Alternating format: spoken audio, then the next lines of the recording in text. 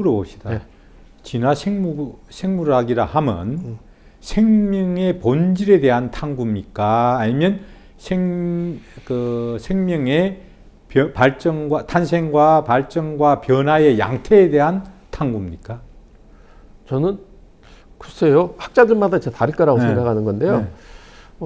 부분적으로 다 포함된 것 같은데요. 그래요? 그러니까 제가 바라볼 때 일단 진화생물학이나 현대과학 작업들이 생명 현상에 대한 체계적인 설명을 제시하는 거라고 생각하고요. 그리고 그렇게 설명하는 과정에 이미 생명의 본질이 무엇일까에 관한 은연중에 답도 담고 있다고 생각하고 있고요. 근데 저는 제가 보았을 때는 그냥 현재 살아있는 생명체들과 유기체들에 대한 설명의 체계적인 틀, 이렇게 정도 이제 생각하고 있고요. 근데 이제 진화론, 예, 저는 이제 아까 진화론 그 자체도 진화해 왔죠. 뭐 찰스 다윈의 진화론, 나중에 이제 그 60년대 뭐 RNA, DNA 발견, 아마 다윈은 그때 그런 것이 오리라고 아마 생각하지 못했겠죠.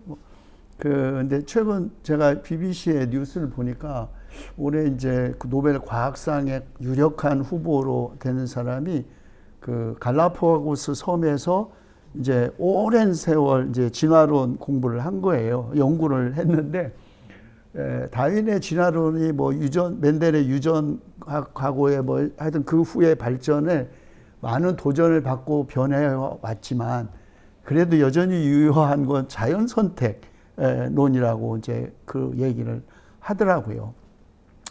근데 만약에 이제 오늘 우리 시대 그 진화론과 종교가 대화한다면 뭐 그 고전적인 진화론 뭐 인간의 조상이 원숭이 아니야 이게 아니고, 저는 이렇게 결국 진화론은 이제 생명의 근원 그리고 진화의 방향이 있는데, 이 친구는 그 생명체 진화의 방향이 적응, 공진화, 공생, 종분화, 멸종, 이 서클로 돈다라고 그러더라고요.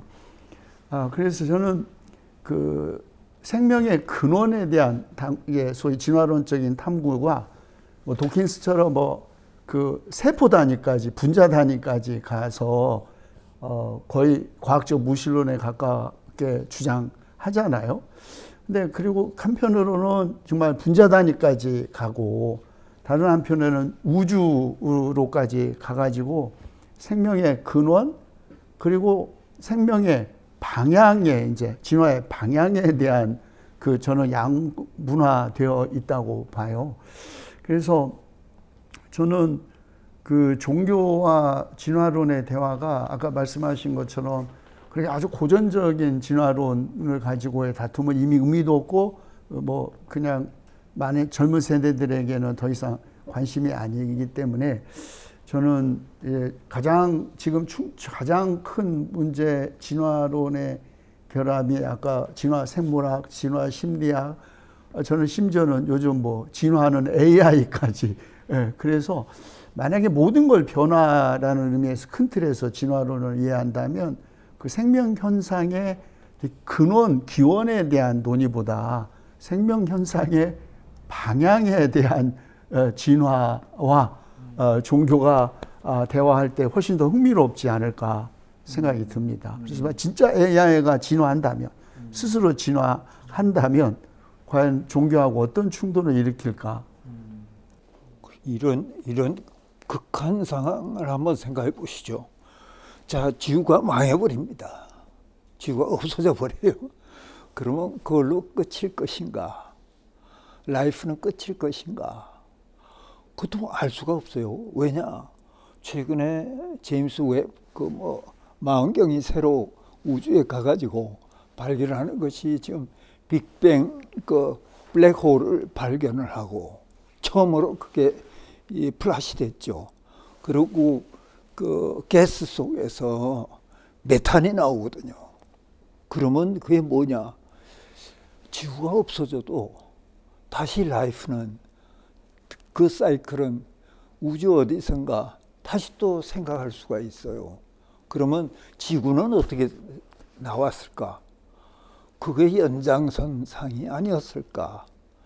라이프가 아무 데도 없었는데 지구에 그냥 뻑 생겼다. 그게 아닐 것이다. 그것도 왔을 수도 있다. 딴 데서 어떻게 이 해성이나 이런 것들이 뚝 떨어져 가지고 그 속에 메탄이 들어오고 뭐가 들어오고 이렇게 돼서 지구에서 다시 생명이 생겼을 텐데 거기 DNA는 ACGT는 같이 따라 들어와 있었을 거다. 그러면 과연 무엇이 진화고 무엇이 진화가 아니고 지구가 끝이면 진화가 끝이냐 그것도 대답할 수가 없고 그게 우리가 모르는 게 꽤 많아요. 근데 그 오픈네스, 그 개방성이 우리가 잘 계속 앞으로 생각해 봐야 될 것이 아닌가. 그래서 아까 그 수학자가 얘기한 것처럼 이렇게 변하는 줄 알았는데 ACGT는 그대로 쭉 따라오더라. 그래서 그 통계를 내보자 이런 얘기가 나왔지만 ACGT를 발견하기 전에 누가 있었냐? 슈레딩거가 있었다고요. 그 슈레딩거가 생명이란 무엇인가? 거기서부터 출발해서 크릭과 왓슨이 그리고 ACGT로 이렇게 했는데 그건 그대로 쭉 따라왔고 그게 뿌리는 또 어디냐? 디지털이라고요. ACGT라는 디지털 그 트랜스포트지 그게 조금씩 변해가지고 ACGT가 된 게 아니라 그건 벌써 도장 찍듯이 꽉 찍어서 들어왔다 이겁니다. 그럼 그게 정말인가? 그거 잘 생각을 해봐야 될 것 같고 그럼 그것은 뿌리는 어디냐? 퀀텀으로 돌아가요. 디지타이즈된 퀀텀 피노미나가 20세기에 처음 시작을 했거든요. 거기서부터 슈레딩거가 나오고 그 생각에서 결국은 What is life? 하고 퀘스천이 시작이 됐고 하는 걸 보면은 우리가 이 수수께끼를 잘 깊이 천착을 하면은 좀 더 답에 가까워지는 사이언스가 되지 않을까 그런 생각이. 별도로 잠깐만요. 별도로 생명의 문제를 한번 종교와 과학에서 어떻게 보는지 한번 별도로 한번 논의하는 시간을 가졌으면 좋겠습니다. 네네네. 지금 이제 두 가지가 새로 공부해야 될 필요가 있다 하는 두 가지가 새로 테마로 나왔는데 하나가 이제 생명의 문제고 그 다음에 또 하나는 생명과 관련해서 이 아까 이제 우주적인 스케일을 얘기하셨는데 사실 물리학자들이나 수학자들은 좀 아쉬워하는 게 있다면 이게 진화의 그 스케일이 지금 말씀하신 대로 뭐 통계적인 문제도 있고요. 그다음에 타임 스케일이 너무 짧아요, 사실은.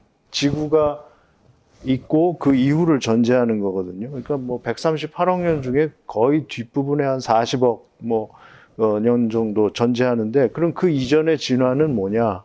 이거는 소위 다윈이즘이라고 불리는 데서는 거기에 대해서는 얘기할 수가 없어요. 왜냐하면 그 카피, 리플리케이션, 복제할 수 있는 뭐가 있어야 진화는 설명이 되는데 그 전에는 생명체가 없으니까 아예 복제할 수 있는 애가 없으니까 그래서 이제 도브잔스키 같은 사람이 진화론의 딜레마는 생명에 대해서 얘기하는데 이 이전에 대해서는 얘기 못하는 그 한계를 진화론이 안고 있다. 운명적으로. 뭐 그런 얘기도 상당히 설득력이 있고 그 다음에 또 최근에 뭐 시스템 생물학 하는 분들은 진화는 어쨌거나 생명을 가지고 지금 얘기를 하니까 생명이 없을 그 수많은 시간 동안의 그 진화를 이 전체를 시스템으로 묶어서 어떻게든 설명해야 진화론이 훨씬 더 그 과학적으로 인정을 받을 거고 그것도 상당히 그 일리가 있는 의미예요. 그래서 생명의 문제, 그 다음에 지구 혹은 생명체를 전제하지 않았을 때의 진화